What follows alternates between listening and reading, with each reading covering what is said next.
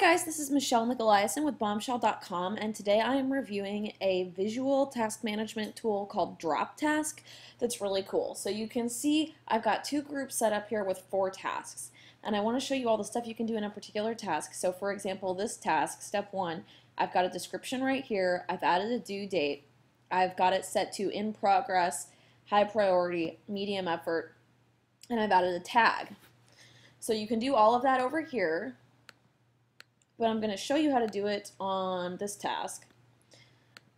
So if you change the effort size, it gets bigger or smaller accordingly. You can add priority, which right now they have very high, high, and none. You can change it from not started to in progress to on hold to completed. Let's mark it completed and see what happens. Yeah. You add tags right here. You change the due date right here. You can, of course, delete the task right here, but you can also convert it to a group if you wanted to. So a group is kind of like a subsection of a project. The projects are over here. This one is called test project. Pretty basic. By adding a new task, you just drag it. You can drag it to be uncategorized or to drag it to one of the groups. So that's the idea. You can also view it full screen. You can view the activity view, which just, tells you like exactly what you or your team have been doing. Or you can view it in a list view. And the list view is also drag and drop. And if you change it over here, then when you come back here, the changes are reflected.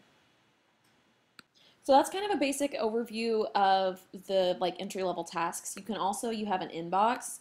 So if you're thinking of things, you can just type them there, add them, hit enter. It's pretty quick and easy. So you could type a whole bunch of tasks as you're brainstorming something, and then you can move it to a project. And it's just like super quick and simple.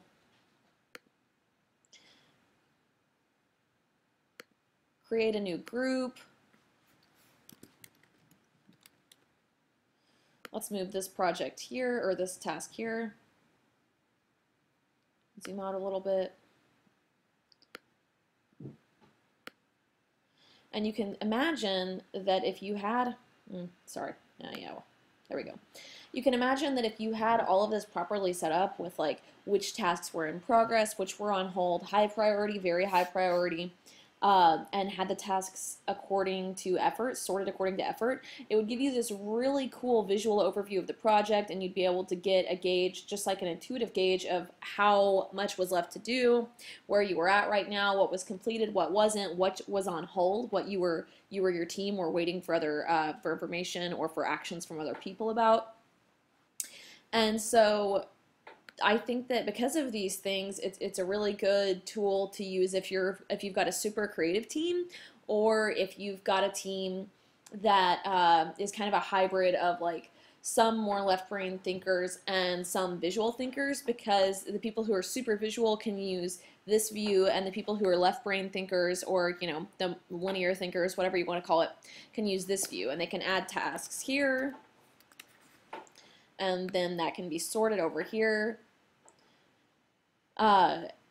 This is the free version, and it's really pretty full-featured for a free version. The pro version includes files and subtasks, task dependencies, reminders, emailing and tasks, project templates and themes, Google Tasks and calendar integration, copying and moving tasks. It includes a whole bunch of stuff, and it's only $6.50 a month, which is pretty reasonably priced for a project management tool, especially one that's as intuitive. And honestly, I just haven't seen very many tools that are even trying to do something visual this way, let alone trying to do something visual and have things like subtasks and dependencies and templates. So I'm really impressed by this. I'm probably going to keep playing around with it and see if I can use it internally, and if so, how. And if I set up my business using this, I'll do another review video and let you guys see exactly how it's set up, exactly how it looks in an actual practice instead of a test environment, because as we all know, a test environment is not necessarily the same as a practical environment.